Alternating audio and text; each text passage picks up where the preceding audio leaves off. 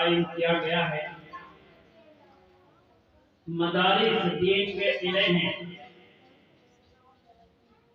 और दीनी तालीम बच्चे मदारिस के जरिए हासिल करते हैं। जो पढ़ाने वाले हैं अल्लाह तबारक व तआला ने उनके दर्जात को बुलंद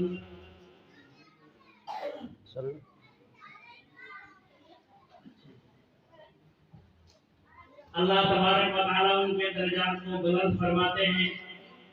और जो तलबा एक छोटा सा वाक़या आप हज़रात बैठे बहुत ध्यान से गौर से इस वाक़ये को सुने और फिर फैसला करें कि ये मदारिस हम सब के लिए और हमारी कौम के लिए, हमारी नस्लों के लिए कितने फायदेमंद हैं।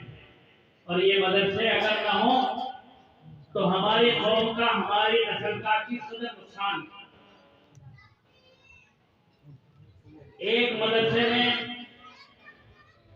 कुछ बच्चे पढ़ते थे, दीनी तालीम हासिल करते थे, कुरान की तालीम हासिल करते थे, हदीस की तालीम हासिल किया करते थे। मेरे बुजुर्गों दोस्तों, बच्चा बच्चा होता है, बच्चों के अंदर शरारत होती है। चाहे वो स्कूल में पढ़ने वाला बच्चा हो या मदरसे में पढ़ने वाला बच्चा हो या इधर उधर खेलने वाला बच्चा हो, बच्चे के अंदर शरारत जरूर होती है। ये फरमाया कि बच्चे के अंदर भी शरारत होती है और बंदर के अंदर भी शरारत होती है। अगर कोई बच्चा शरारत न करे तो लोग उसे बीमार समझते हैं, और बंदर अगर चुपचाप बैठा हुआ है एक तरफ तो लोग उसको भी बीमार समझते हैं। तो बच्चों के अंदर भी शरारत होती है और बंदर के अंदर भी शरारत होती है। एक मदरसे का मुलाजिम था, मदरसे में काम करने वाला। कुछ असातिज़ा होते हैं, कुरान पढ़ाने वाले होते हैं मदरसों के अंदर, कुछ हदीस पढ़ाने वाले होते हैं, कुछ मुलाजिम होते हैं। मदरसे का एक मुलाजिम था जो बच्चों के लिए खाना बनाया करता था। कभी अपनी पीठ पर चावल का कट्टा लाद कर लाता था, कभी अपनी पीठ पर, अपनी कमर पर आटे का कट्टा लाद कर लाता था, कभी अपनी पीठ पर, अपनी कमर पर लकड़ियों का कट्टा लाद कर लाता था। तो हर वक्त मदरसे के काम में मशगूल रहता था। मदरसे में जो रहने वाले बच्चे थे, जब वो अपनी कमर पर आटा लाता था, चावल लाता था, दाल लाता था या लकड़ियां लाता था, तो जो मदरसे में पढ़ने वाले बच्चे थे उन्होंने उसका नाम गधा रख दिया। उस मुलाजिम का नाम गधा रख दिया। अगर वो आटे का कट्टा ला रहा है तो देखो गधा आ रहा है, और चावल का कट्टा लेकर आ रहा है तो बच्चे कहते थे देखो गधा आ रहा है। अगर लकड़ियां लेकर आ रहा है तो देखो गधा आ रहा है।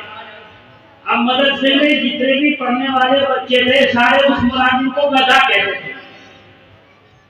एक दिन उनको गुस्सा आ गया, लाजमी बात है, बच्चों की खिदमत करता हूँ, रोटी बना कर देता हूँ, खाना खिलाता हूँ, आटा दाल वगैरह इनके लिए लाता हूँ, और ये मुझे गधा कहते हैं। एक दिन उस मुलाजिम को गुस्सा आ गया, उसने कहा आज के बाद मैं इनको खाना नहीं खिलाऊंगा। मदरसे में जो पढ़ने वाले बच्चे हैं इनके लिए चावल, आटा, दाल वगैरह नहीं लेकर आऊंगा, और गुस्से होकर घर चला गया। शाम का वक्त था, ईशा की नमाज के बाद का वाकया है। वो आदमी अपने घर चला गया और घर जाकर सो गया।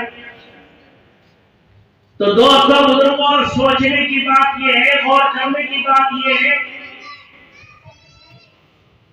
जब वो घर पहुंच गया और उसको नींद आ गई तो रात को ख्वाब में देखता है, वो मुलाजिम ख्वाब देख रहा है, रात को ख्वाब में देखता है कि जैसे कयामत कायम हो गई, मैदान हश्र कायम हो गया, हिसाब किताब शुरू हो गया, कोई जन्नत में जा रहा है, कोई दोज़ख में जा रहा है। मुलाजिम खुद ख्वाब देख रहा है, हिसाब किताब शुरू हो चुका है।